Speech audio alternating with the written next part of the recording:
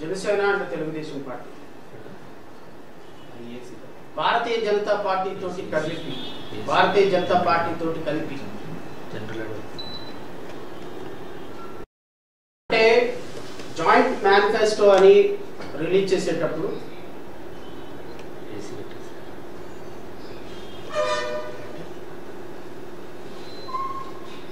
Janasena and Telugu Desam party ఈ రాష్ట్ర ప్రజలకి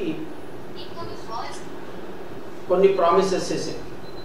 అంటే దాన్ని మేనిఫెస్టో అంటారు. ఈ మేనిఫెస్టో ఏంటి అనే దాని మీద రాష్ట్ర ప్రజలకి నేను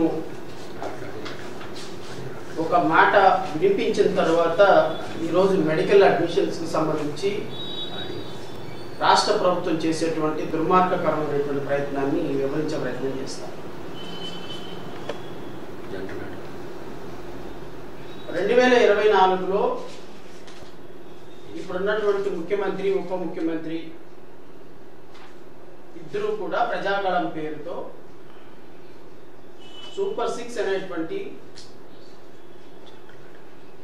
ఒక పథకాన్ని అమలు చేసి ఒక పథకాలన్నింటినీ గంపగుత్తుగా వేసి సూపర్ 6 అనేటువంటి దానికి ఒక ట్యాగ్ పెట్టి ప్రజల్లోకి వచ్చారు.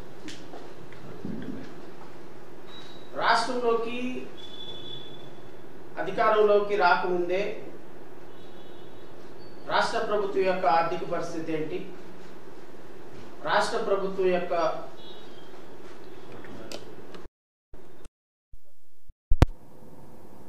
ఎలా ఉన్నాయి, రాష్ట్ర ప్రభుత్వం ఏ విధంగా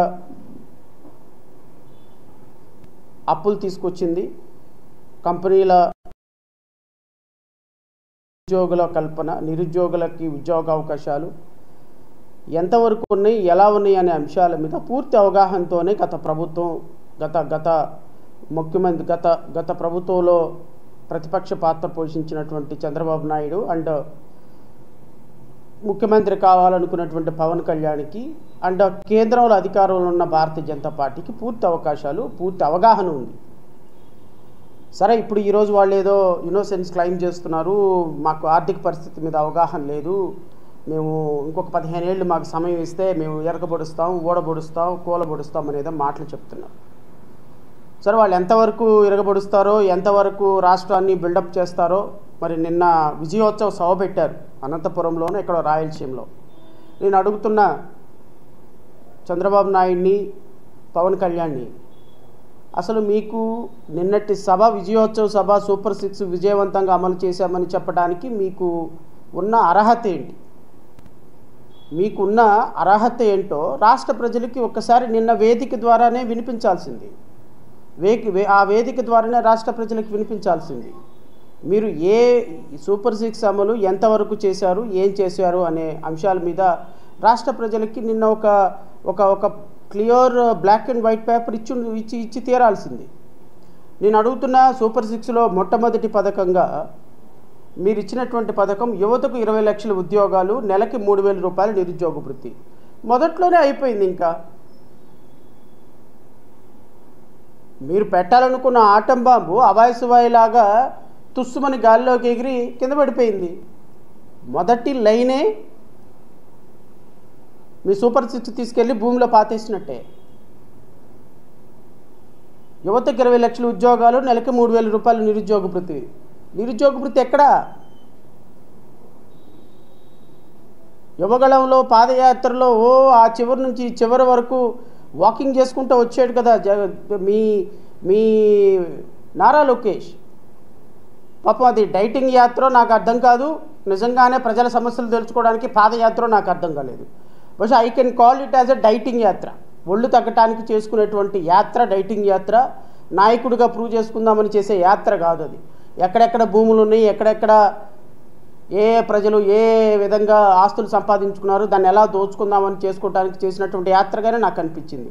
ఎందుకు అంటే యువగళంలో పాదయాత్రలో మీరిచ్చినటువంటి మొట్టమొదటి హామీ నెలకు 3,000 రూపాయలు యువతకి నిరుద్యోగ వృత్తి అనే అంశం మీద ఇప్పటికి 15 నెలలు అయినప్పటికీ కూడా ఎందుకు మీరు యువతకు 3,000 రూపాయలు ఇవ్వలేకపోయినారు? అసలు ఇంక మీరు సూపర్ 6 అమలు పథకం ఎక్కడ చేసినట్టు? నిన్న విజయోత్సవ సభ దేనికోసం పెట్టుకున్నట్టు?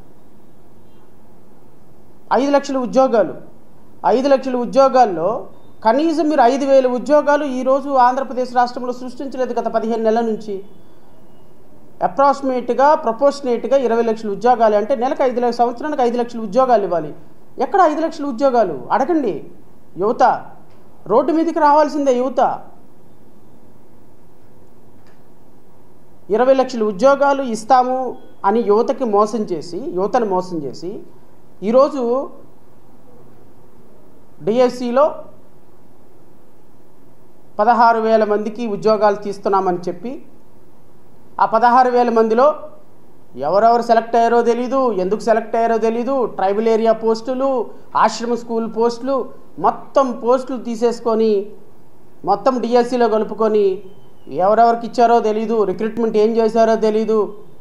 ఇంకా Nara Lokesh minister for education ఆయన క్లెయిమ్ చేస్తాడు, 80 కేసులు వేశారు హైకోర్టులో మా రిక్రూట్మెంట్ ఆపడానికి, ఒక్క కేసును కూడా సక్సెస్ఫుల్గా వాళ్ళు గెలవలేకపోయినారు.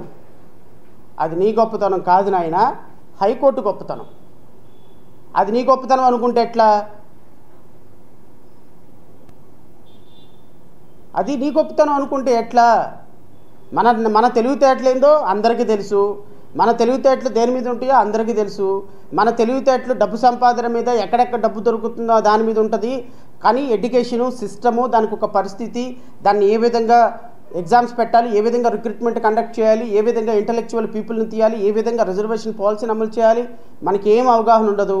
మనకి ఎక్కడ డబ్బులు దొరుకుతాయి, ఎక్కడ దొరుకుతాయి అని చూసే మీకు ఇంత అద్భుతంగా రిక్రూట్మెంట్ చేసామని కితాబ్ ఇచ్చుకునేంత అవకాశం లేదు. ఈ కితాబ్ అంతా ఏదో హైకోర్టుకి ఇవ్వండి, హైకోర్టు జడ్జిలకు ఇవ్వండి. హైకోర్టు ఏదైతే ఈ కేసుల్లో రిక్రూట్మెంట్ ప్రాసెస్ని ఎంత అద్భుతమైనటువంటి లా ఉన్నప్పటికీ కూడా ఏ కేసుల్లో కూడా స్టే ఇవ్వకుండా let recruitment may go on అని చెప్పిన హైకోర్టు న్యాయమూర్తులకి చెప్పండి. సంతోషం, థ్యాంక్స్. నిరుద్యోగులందరూ కూడా ఈ 16,000 మంది ఉద్యోగస్తులు ఎవరెవరైతే ఉద్యోగాలు రాబోతున్నాయో, ఎవరు ఇన్ఎఫిషియన్సీ పీపుల్ అయినా కూడా అనధికారికంగా ఉద్యోగాలు వస్తున్నాయి, వాళ్ళందరూ కూడా హైకోర్టుకి థ్యాంక్స్ చెప్పాలి. బికాజ్ హైకోర్టు 80 కేసెస్లో అద్భుతమైన లా ఉన్నప్పటికీ కూడా స్టే ఇవ్వని కారణంగానే ఈరోజు మీ రిక్రూట్మెంట్ చేస్తుంది.